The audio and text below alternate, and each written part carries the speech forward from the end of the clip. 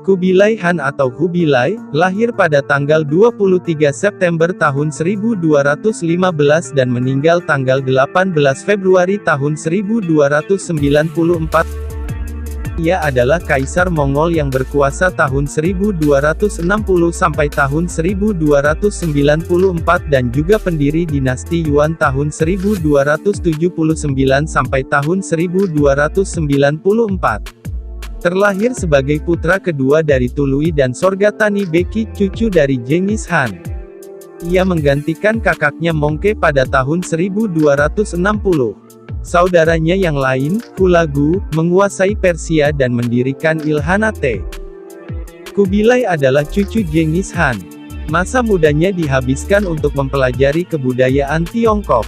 Saat Mongke menjadi kaisar, Kubilai menjadi gubernur daerah selatan Mongol. Saat menjabat, Kubilai meningkatkan hasil bumi provinsi Henan dan meningkatkan kesejahteraan sosial Xi'an.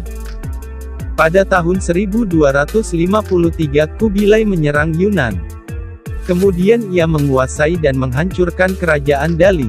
Pada tahun 1258, Mongke menunjuk Kubilai untuk memimpin pasukan dari timur untuk membantu menaklukkan Sichuan dan Yunan. Sebelum tiba, 1259, ada berita bahwa Mongke wafat. Saat itu Kubilai tetap menyerang Wuhan. Tak lama ia mendengar bahwa adiknya merebut tahta. Kubilai langsung berdamai dengan negeri Sung dan pulang ke arah utara Padang Mongolia. Kubilai dan adiknya masing-masing lalu mengangkat diri menjadi Han. Pertempuran keduanya berlangsung selama 3 tahun, di mana Kubilai muncul sebagai pemenang. Saat itulah Gubernur Yizhu, Li memberontak melawan Mongol.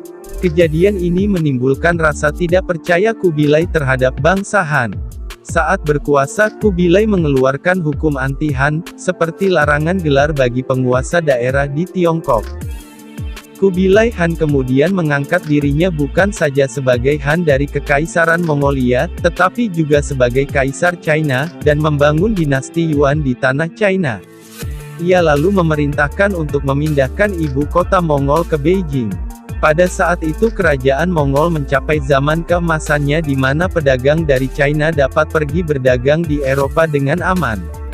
Para pedagang Eropa yang haus akan kain sutra pun dapat datang membeli barang dagangan di China dengan aman tenteram. Marco Polo dari Italia tiba di China pada masa dinasti Yuan, dan pernah dijadikan gubernur oleh Kubilai Han. Kekaisaran dinasti Yuan mencapai batas terluasnya saat di bawah kekuasaan Kublai Han, dengan penaklukan tuntasnya atas dinasti Sung, yang terjadi pada tahun 1279. Kerajaan Mongol diakhiri oleh perebutan kekuasaan dan pemberontakan di seluruh jajaran wilayah Mongolia.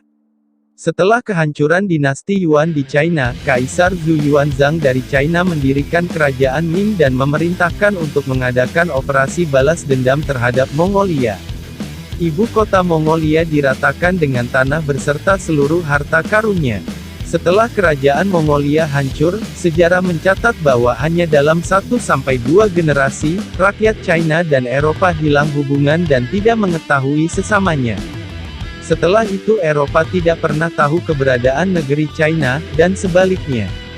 Marco Polo yang pulang ke Italia dan memberitakan ekspedisi yang ia alami selama di China, di mana ia melihat vihara yang beratapkan emas, kerajaan yang berlimpah akan makanan dan harta itu tidak dipercayai oleh orang Eropa. Namun ada seseorang yang percaya akan legenda yang diceritakan oleh Marco Polo. Ia adalah Columbus, yang mengadakan pelayaran untuk mencari dunia yang diceritakan oleh Marco Polo, dan akhirnya mendarat di benua baru yang dinamakan benua Amerika.